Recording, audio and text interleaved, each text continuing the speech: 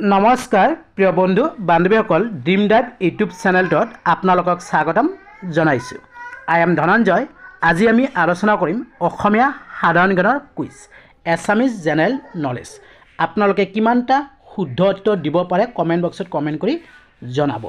ভিডিঅ'টো স্কিপ নকৰাকৈ চাব, তেতিয়াহ'লে ভিডিঅ'টোত থকা 20টা প্ৰশ্ন আপোনালোকে ভালদৰে বুজিব পাৰিব, শিকিব পাৰিব, জানিব পাৰিব।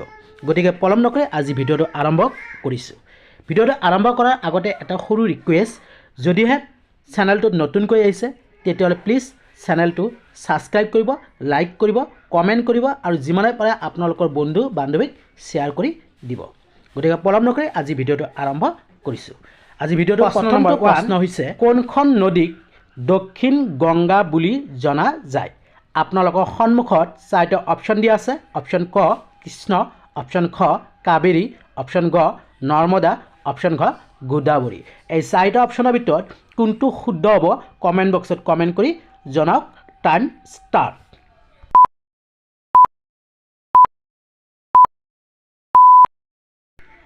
টাইম শেষ। শুদ্ধ উত্তৰ অপশ্যন ঘ গোদাবৰী। 2 পথৰু ঘাটৰ ৰণ বৰ্তমান কোন স্থানত হয়?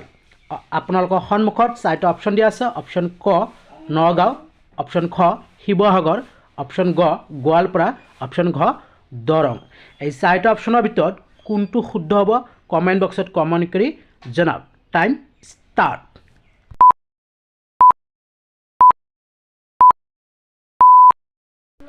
টাইম শেষ। শুদ্ধ উত্তৰ অপশ্যন ঘ দৰং।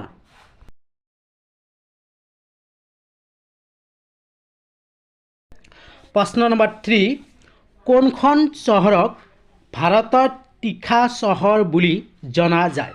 আপোনালোকৰ সন্মুখত 4টা অপশ্যন দিয়া আছে। অপশ্যন ক জামছেদপুৰ, অপশ্যন খ কোৰবা, অপশ্যন গ ডিব্ৰুগড়, অপশ্যন ঘ পানীপত। এই 4টাৰ ভিতৰত কোনটো শুদ্ধ হ'ব কমেণ্ট বক্সত কমেণ্ট কৰি জনাওক। Time start.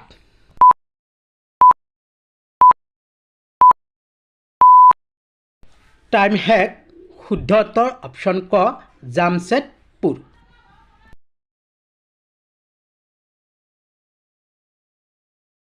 প্ৰশ্ন নম্বৰ 4, কোনটো বছৰত গুৱাহাটী চাহ নিলাম কেন্দ্ৰ স্থাপন কৰা হৈছিল?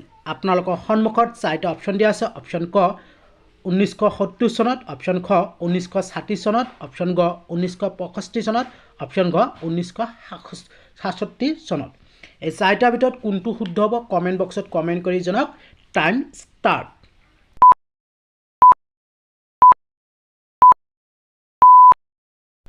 টাইম শেষ।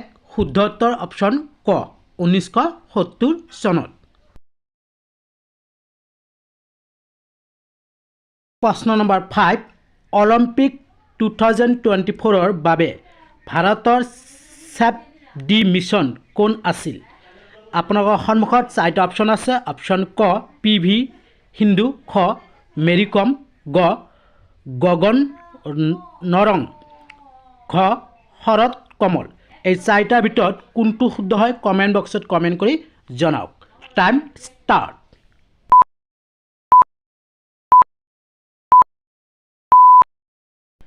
টাইম শেষ। শুদ্ধ উত্তৰ অপশ্যন গ গগন নৰং।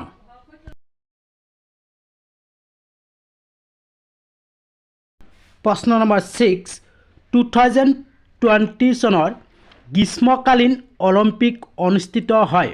অপশ্যন ক ব্ৰাজিল, অপশ্যন ক টকিঅ', অপশ্যন গ পেৰিছ, অপশ্যন ঘ মস্কো। এই 4টা অপশ্যনৰ ভিতৰত কোনটো শুদ্ধ হ'ব কমেণ্ট বক্সত কমেণ্ট কৰি জনাওক। Time start.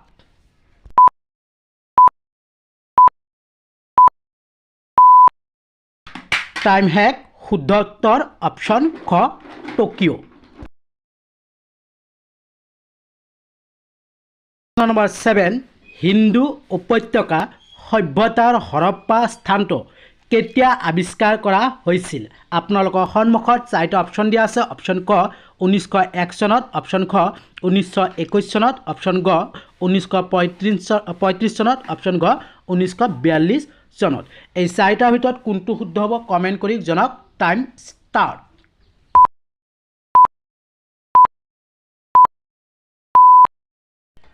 টাইম শেষ। শুদ্ধ উত্তৰ অপশ্যন খ 1921 চনত।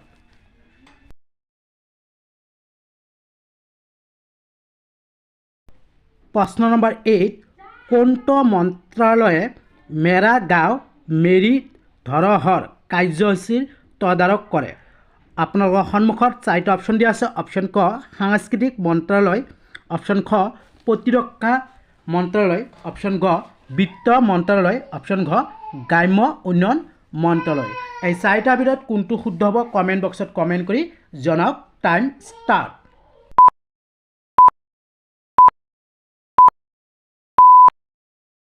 টাইম শেষ। শুদ্ধ উত্তৰ অপশ্যন ক সাংস্কৃতিক মন্ত্ৰালয়।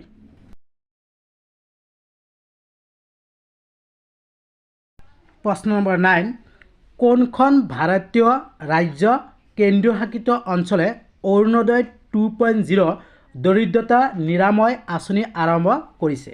আপোনালোকৰ সন্মুখত চাৰিটা অপশ্যন দিয়া আছে। অপশ্যন ক অসম, অপশ্যন খ বিহাৰ, অপশ্যন গ ঝাৰখণ্ড, অপশ্যন ঘ পশ্চিম বংগ। এই চাৰিটাৰ ভিতৰত কোনটো শুদ্ধ হ'ব কমেণ্ট বক্সত কমেণ্ট কৰি জনাওক। Time start.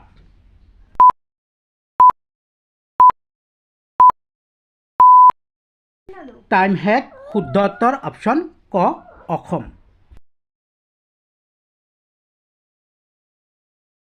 প্ৰশ্ন নম্বৰ 10, তলত উল্লেখ কৰা বিজ্ঞানীসকলৰ ভিতৰত কোনে ৰিম'ট কণ্ট্ৰল আৱিষ্কাৰ কৰিছিল? আপোনালোকৰ সন্মুখত চাৰিটা অপশ্যন দিয়া আছে। অপশ্যন ক নিকোলা টেছলা, অপশ্যন খ ৰবাৰ্ট এডলাৰ, অপশ্যন গ ইউজিন পলি, অপশ্যন ঘ ষ্টিভ ওজনিয়াক। এই চাৰিটাৰ ভিতৰত কোনটো শুদ্ধ হ'ব কমেণ্ট বক্সত কমেণ্ট কৰি জনাব। Time start.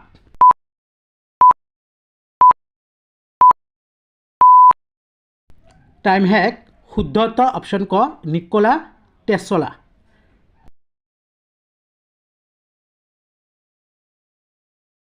Question number 11, English চেনেলত সাঁতুৰিবলৈ অসমৰ প্ৰথম সাঁতোৰবিদ কোন আছিল?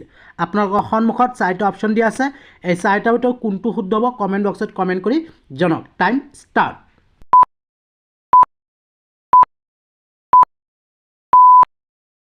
টাইম শেষ। শুদ্ধ উত্তৰ অপশ্যন গ এলভিছ আলী হাজৰিকা।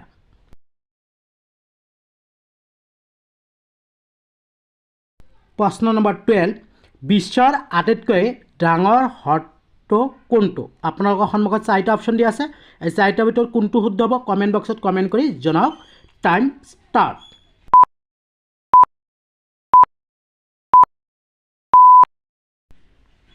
টাইম শেষ। শুদ্ধ উত্তৰ অপশ্যন খ কাস্পিয়ান সাগৰ।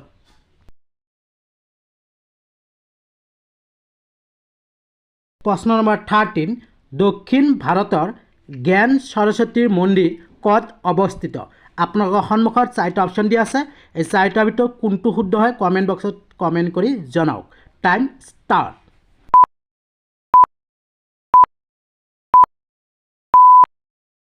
টাইম শেষ। শুদ্ধ উত্তৰ অপশ্যন ক বাছৰ।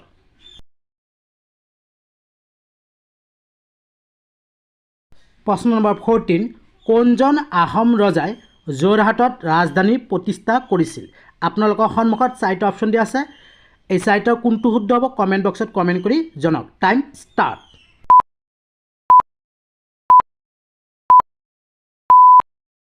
টাইম শেষ। শুদ্ধ উত্তৰ অপশ্যন গ গৌৰীনাথ সিংহ।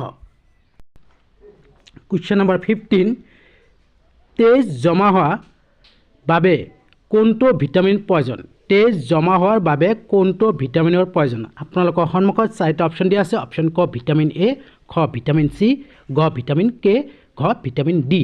এই চাৰিটাৰ ভিতৰত কোনটো শুদ্ধ হয় কমেণ্ট বক্সত কমেণ্ট কৰি জনাওক। Time start.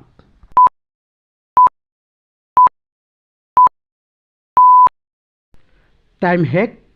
শুদ্ধ উত্তৰ হ'ব অপশ্যন গ ভিটামিন কে।